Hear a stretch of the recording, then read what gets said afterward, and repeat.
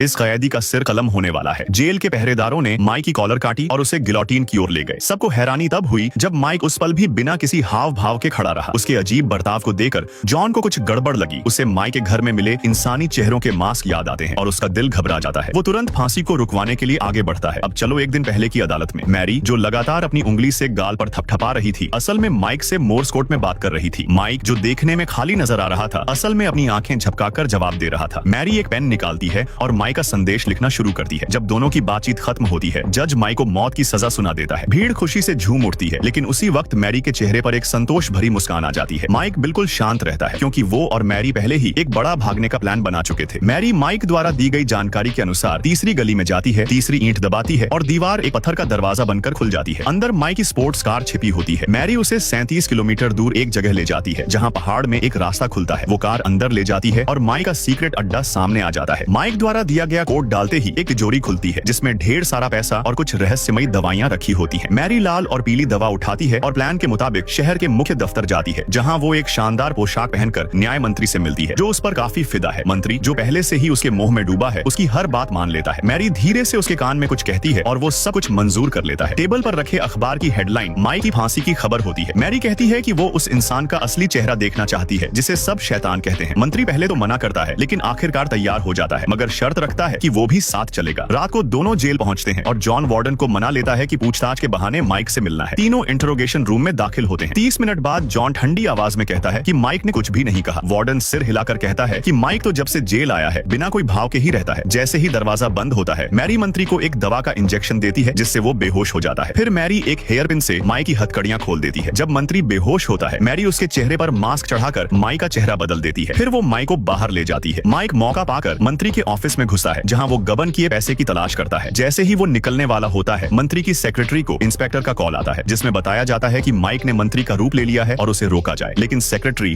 उसे किसी ठगी की कॉल समझकर गुस्से में काट देती है। माइक, जो सब सुन रहा था, जल्दी से वहाँ से भागता है। उस पुलिस वाले के सामने से निकलता है जो उसे पकड़ने आया था। फिर वो बाहर निकलकर मैरी की कार में बैठता है और दोनों वहाँ से निकल जाते हैं। जेल में एक अजीब नियम था। कैदियों के घर से जो भी खाना आता, गार्ड्स उसे छोटे छोटे टुकड़ों में काट देते, यहाँ तक कि साबुन तक को नहीं छोड़ते थे। ये सब इसलिए किया जाता ताकि कोई अंदर हथियार न ला सके और कैदी भाग न सके। लेकिन जैक नाम का एक कैदी था जो भागने में उस्ताद था। उसने चम्मच से फर्श की टाइलें हटाई और वहाँ से पहले से छुपाया हुआ एक छोटा शीशा निकाला। फिर उसने इसे हल्के से तोड़कर एक साफ टुकड़ा अलग किया। बाकी के टुकड़ों को कागज में लपेटकर टॉयलेट में बहा दिया। तभी अचानक गार्ड्स ने कोठरी की तलाशी लेनी शुरू कर दी। जैक ने झट से शीशे का टुकड़ा अपने मुंह में छिपा लिया। गार्ड्स ने सबकी बारी बारी से तलाशी ली। जिनकी तलाशी पूरी हो गई थी, वो दरवाजे के बाहर खड़े थे। अगर तलाशी ऐसे ही चलती रही तो टॉयलेट में फेंका गया कागज पकड़ में आ सकता था। जैक ने जल्दी से दीवार पर लगी फ्लश की चेन खींच दी। फ्लश की आवाज सुनकर गार्ड ने अंदर देखा। जैक ने बताया, मैंने किया। गार्ड बोला, दोबारा ऐसा नहीं होना चाहिए। बाहर से भी फ्लश करने की सुविधा थी, इसलिए वो बच गए। गार्ड्स ने अलमारी देखी, सामान इधर उधर फेंक दिया, बेड, खिड़कियां सब चेक किया। जब कुछ भी नहीं मिला तो गार्ड्स चले गए। लेकिन जैक के लिए तो छोटी छोटी चीजें भी भागने का जरिया बन सकती थी। उसने शीशे के टुकड़े को धागे से टूथब्रश में बांध दिया। अब उसके पास एक सही औजार था। उसने इसे दरवाजे के छोटे छेद से बाहर निकाला और अब वो गार्ड्स की हर हरकत देख सकता था। फिर उसने फोल्डिंग बेड के पैरों को निकाला, हाथ में तौल कर देखा, वजन एकदम सही था। अब ये हथौड़े का काम करेगा। फिर उन्होंने कोने में रखा कार्डबोर्ड हटाया और 5 लकड़ियां उखाड़ दी। नीचे सख्त कंक्रीट था। जैक ने वार करने शुरू कर दिए। आवाज तेज थी। उसके साथी घबरा गए कि कहीं गार्ड्स सुन न ले, लेकिन जैक ने पहले ही सब सोच रखा था। आज सामने वाली कोठरी में टॉयलेट की मरम्मत हो रही थी। अगर आज मौका चूक गया तो दोबारा नहीं मिलेगा। जैसा सोचा था, सब आवाजें आपस में मिल गईं और गार्ड्स को कुछ समझ नहीं आया। थोड़ी देर में फर्श में दरारें आ गईं। जैक के साथी खुश हो गए और मिलकर हथौड़े मारने लगे। कहते हैं, जब सब मिलकर मेहनत करते हैं तो काम जल्दी होता है। 5 कैदियों ने मिलकर छोटा सा छेद बड़ा कर दिया। फिर जैक ने एक कागज जलाकर छेद में डाला। लौ हिलने लगी, मतलब सुरंग में हवा थी, पर ये रास्ता कहाँ जाता था किसी को नहीं पता था। उन्होंने टूटी हुई मिट्टी और कंक्रीट उसी छेद में डाल दी। ये आदमी पूरे 500 सालों तक सोया रहा। जब वो उठा तो दुनिया पूरी तरह तबाह हो चुकी थी। इमारतों को गिरने से रोकने के लिए रस्सियों से बांधा गया था। पुल टूट चुके थे और कभी ठीक नहीं हुए। वो लोगों से पूछने लगा कि क्या हुआ है, लेकिन कुछ बेवकूफों ने उस पर हमला कर दिया। वो बहुत प्यासा था। उसने पानी पीने की कोशिश की,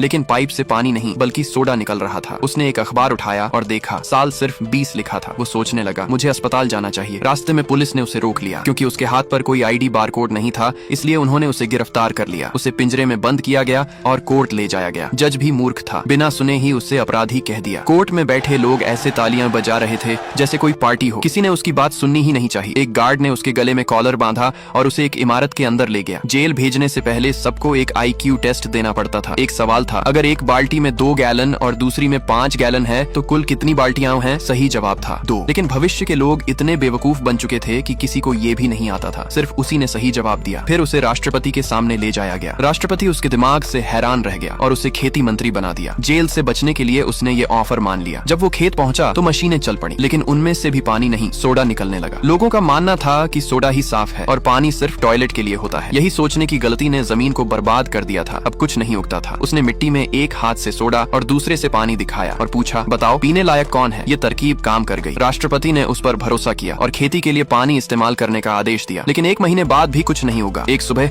हजारों लोग उसके घर के बाहर जमा हो गए। वो सब सोडा कंपनी में काम करते थे, क्योंकि उसके फैसले से सोडा की बिक्री गिर गई थी और कई लोग बेरोजगार हो गए थे। उसे सजा देने के लिए राष्ट्रपति ने उसे एरिना भेज दिया, जहां उसे हथियारों से लैस कारों से लड़ना था। लेकिन तभी स्क्रीन पर फसल उगने की तस्वीरें आईं और सब लोग हैरान रह गए।